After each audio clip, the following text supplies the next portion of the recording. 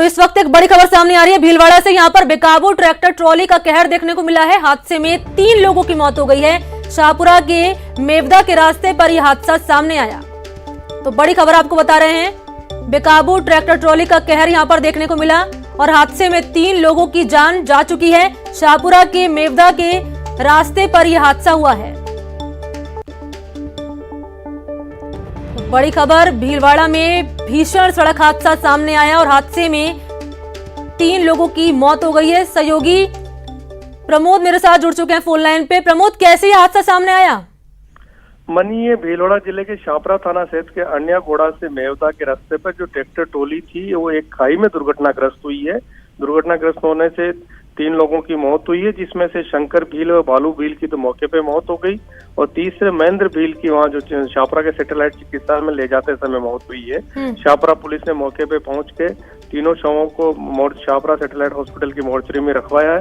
शुरू में ग्रामीणों ने विरोध किया था। उनका कहना था कि ट्रैक्टर मालिकों को बुलाकर मुआवजा दिलाया जाए, पर शाहपुरा पुलिस की समझाइश के बाद वो मान गए और अभी तीनों शवों को शाहपुरा हॉस्पिटल की मोर्चरी में रखवाया गया है। मनी, चलिए, शुक्रिया प्रमोद तमाम जानकारी के लिए। तो बड़ी खबर आपको बता रहे हैं भीलवाड़ा से, किस तरीके से यहाँ पर हादसा देखने को मिला है और हादसे में 3 लोगों की मौत हो गई है। तो बड़ी खबर आपको बता रहे हैं भीलवाड़ा से।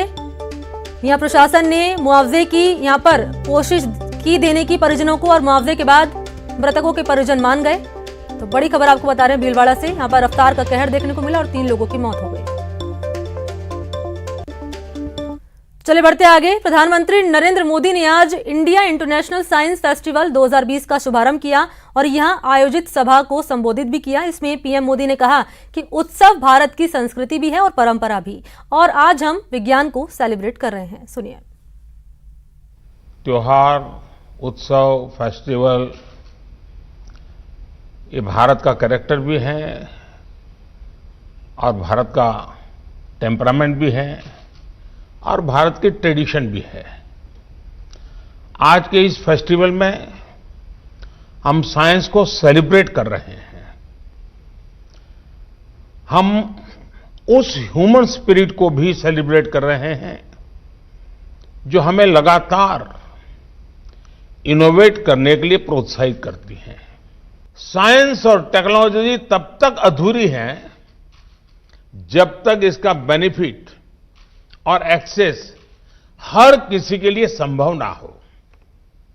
बीते 6 साल में युवाओं को अवसरों से कनेक्ट करने के लिए देश में साइंस एंड टेक्नोलॉजी के उपयोग का विस्तार किया है। साइंस एंड टेक्नोलॉजी अब भारत में अभाव और प्रभाव की खाई को भरने का एक बड़ा ब्रिज बन रही है। इसकी मदद से पहली बार गरीब से गरीब को भी सरकार के साथ, सिस्टम के साथ सीधा जोड़ा है। विज्ञान व्यक्ति के अंदर के सामर्थ्य को, व्यक्ति के भीतर जो भी बेस्ट है उसे बाहर लाता है। यही स्पिरिट हमने कोविड वैक्सीन के लिए काम करने वाले हमारे वैज्ञानिकों में देखी है। हमारे वैज्ञानिकों ने कोरोना के विरुद्ध लड़ाई में हमें आगे रखा है। इधर पीएम मोदी ने आज अलीगढ़ मुस्लिम यूनिवर्सिटी के शताब्दी कार्यक्रम को संबोधित किया। अपने संबोधन में पीएम मोदी ने एएमयू के योगदान की जमकर तारीफ की, साथ ही वहां के छात्रों को आगे बढ़ने की कई मंत्र भी दिए।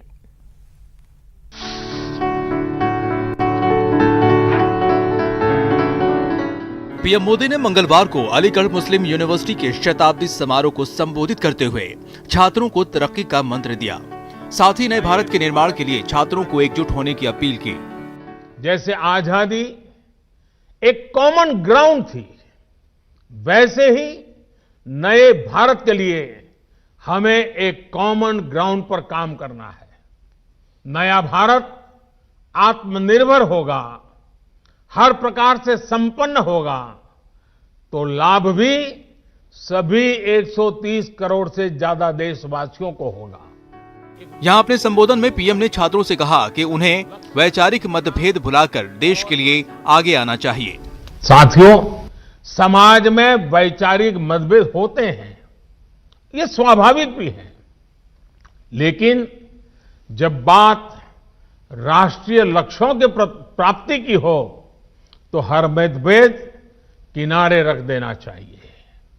जब आप सभी युवा साथी इस सोच के साथ आगे बढ़ेंगे तो ऐसी कोई मंजिल नहीं जो हम मिलकर के हासिल न कर सके। पीएम ने यहां यूनिवर्सिटी के संस्थापक सर सैयद अहमद खां के उस वक्तव्य का भी जिक्र किया जिसमें उन्होंने जाति धर्म से ऊपर उठकर काम करने की बात की थी। मैं आपको सर सैयद द्वारा कही गई एक बात, उस बात की आज याद दिलाना चाहता हूं। उन्होंने कहा था, अपने देश की चिंता करने वाले का पहला और सबसे बड़ा कर्तव्य है कि वो सभी लोगों के कल्याण के लिए कार्य करे, भले ही लोगों की जाति, मत या मजहब कुछ भी हो। छात्रों को संबोधित करते हुए पीएम मोदी ने छात्रों को लक्ष्य देने के साथ साथ उनकी जिम्मेदारी भी बताई।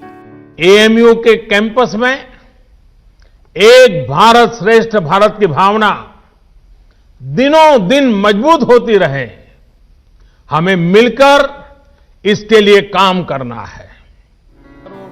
यहां पीएम मोदी ने केंद्र सरकार के सबका साथ सबका विकास संकल्प का भी जिक्र किया।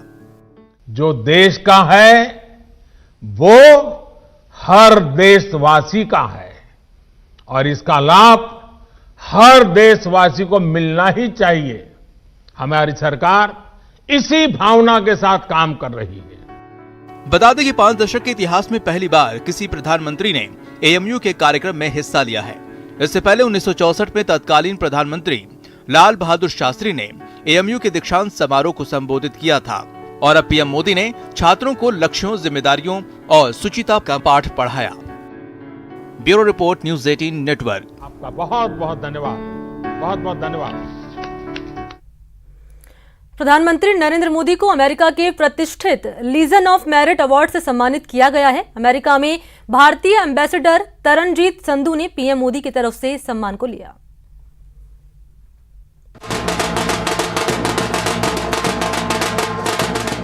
पीएम मोदी को अमेरिका ने दिया बड़ा सम्मान।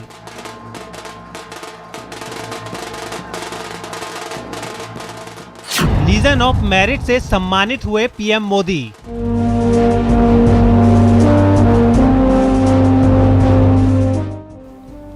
भारत अमेरिकी संबंधों को नई ऊंचाइयों पर ले जाने वाले पीएम मोदी को अमेरिका ने बड़े सम्मान से नवाजा है। अमेरिका ने पीएम मोदी को लीजन ऑफ मेरिट अवार्ड दिया है। अमेरिका में भारतीय एम्बेसडर तरणजीत संधू ने पीएम मोदी की तरफ से इस सम्मान को प्राप्त किया। इसको लेकर अमेरिका के राष्ट्रीय सुरक्षा सलाहकार रॉबर्ट ओ ब्रायन ने अपने ट्वीट में लिखा है, राष्ट्रपति डोनाल्ड ट्रंप ने भारतीय प्रधानमंत्री नरेंद्र मोदी को लीजन ऑफ मेरिट से सम्मानित किया है। उन्होंने जिस तरह भारत को ग्लोबल स्टेज पर पहुंचाया है और भारत अमेरिका के रिश्तों को मजबूत किया है, उसके लिए ये सम्मान दिया गया है।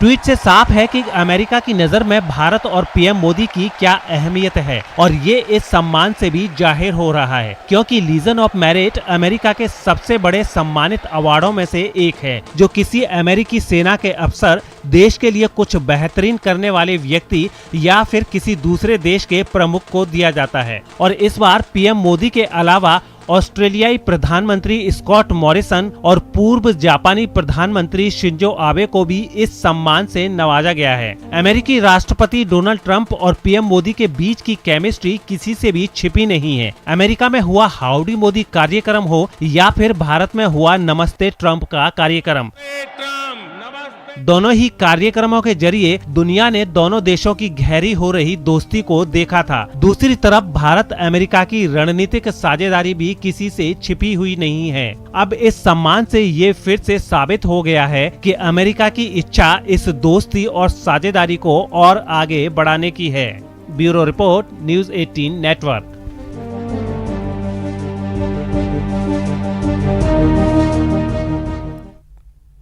यहां रुकना छोड़ से ब्रेक के लिए। ब्रेक के बाद दिखाएंगे ममता के शर्मसार होने की एक कहानी।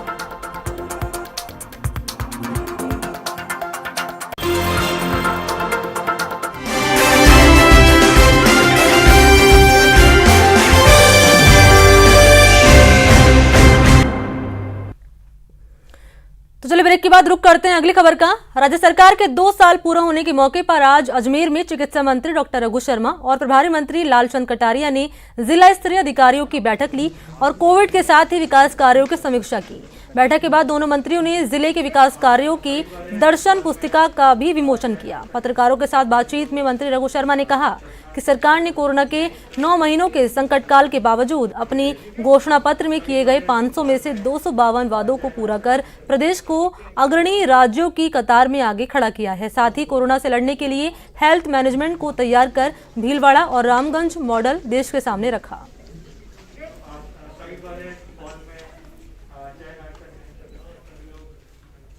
कोविड का खतरा भी टला नहीं है, इसीलिए सबसे ज़्यादा ज़रूरत पड़ती है ऑक्सीजन की।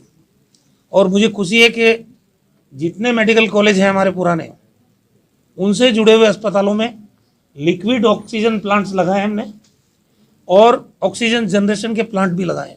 यहाँ अजमेर में भी लिक्विड ऑक्सीजन और 2 ऑक्सीजन जनरेशन के प्लांट लगे हैं। अजमेर ज़िले में केकड़ी में, हमारे नसीराबाद के अंदर और ब्यावर में, इनमें भी, और किशनगढ़, इनमें भी ऑक्सीजन जनरेशन के प्लांट लगे हैं। राजस्थान की जनता के आशीर्वाद से जो जन कल्याणकारी सरकार बनी अशोक गहलोत जी के नेतृत्व में VC के माध्यम से प्रदेश की जनता को राहत देने का काम किया। अन्य विभागों की लगातार VC करते रहे और मैं ये कह सकता हूँ कि भारी आर्थिक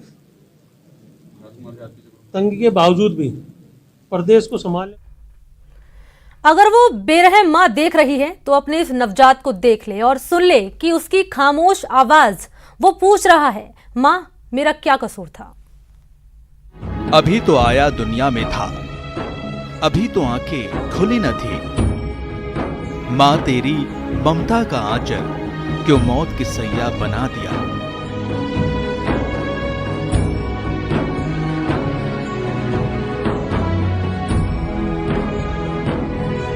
जी हाँ, ये नवजात का शव एक मां से यही सवाल कर रहा है, पूछ रहा है, मां मेरा क्या कसूर था जो तूने मुझे दुनिया में आते ही अपनी ममता से महरूम कर दिया। क्यों मुझे कपकपाती सर्दी में झाड़ियों में फेंक दिया। देखो ना, ये वर्दी वाले अंकल तुझे ढूंढ रहे हैं और जानना चाहते हैं कि आखिर तूने मुझे यहां क्यों फेंक दिया। आखिर तेरी क्या मजबूरी थी।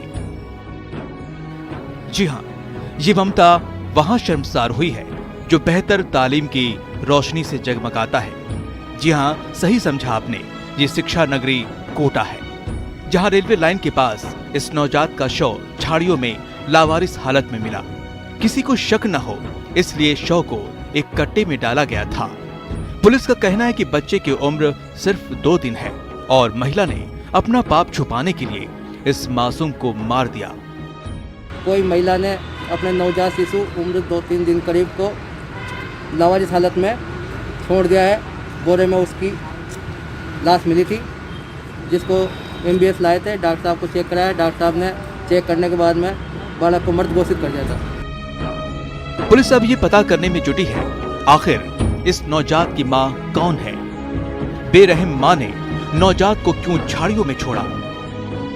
क्या ये नवजात पहले से मृत था या फिर जिंदा। पुलिस को अभी तक इस नवजात के बारे में जानकारी नहीं मिल पाई है। पुलिस जांच पड़ताल में जुटी है, लेकिन स्याह सच तो ये है कि ममता का कोटा में कत्ल हुआ है, जो शिक्षा नगर को शर्मसार कर रहा है। ओम प्रकाश, न्यूज़ 18 राजस्थान, कोटा। चलिए बात करते हैं फर्जीवाड़े पर शिकंजे की। जी हां, जब कारोबार अवैध हो फिर फर्जीवाड़ा कैसे ना हो। कोटा में बजरी माफिया पुलिस से बचने के लिए अब फर्जीवाड़ा कर रहे हैं, लेकिन खाकी भी मुस्तैदी से माफियाओं के इस फर्जीवाड़े पर शिकंजा कस रही है। कैसे, ये रिपोर्ट देखिए। तस्वीरें 2 लेकिन फर्जीवाड़ा 1। वाहनों पर फर्जी प्लेट। 2 दिन में कोटा से इस फर्जीवाड़े की 2 तस्वीरें सामने आई हैं और दोनों ही मामलों में पुलिस ने वाहनों को जब्त कर लिया है। अब जरा इस फर्जीवाड़े के फुल खेल को समझिए और जानिए क्यों इन वाहनों पर नकली प्लेट लगाई गई। जाहिर है, जब कारोबार अवैध हो तो फिर भला फर्जीवाड़ा क्यों ना हो। इन वाहनों में अवैध बजरी को ढोया जा रहा था। रात के अंधेरे में पुलिस की गिरफ्त में आया ये शख्स कोटा की सीमा में प्रवेश से पहले इस ट्रॉले की नंबर प्लेट बदल रहा था। तभी कोटा पुलिस पहुंच गई और ड्राइवर का प्लान फेल हो गया। आरोपी ड्राइवर परमेश मीना को थाने में लाकर पूछताछ की गई तो उसने नंबर प्लेट के फर्जीवाड़े का पूरा राज उगल दिया। नकली नंबर प्लेट के फर्जीवाड़े का खुलासा हो रहा है और अब पुलिस के इस एक्शन से बजरी माफिया खौफ में है। न्यूज़ 18 के लिए कोटा से शाकिर अली के साथ ओम प्रकाश की रिपोर्ट।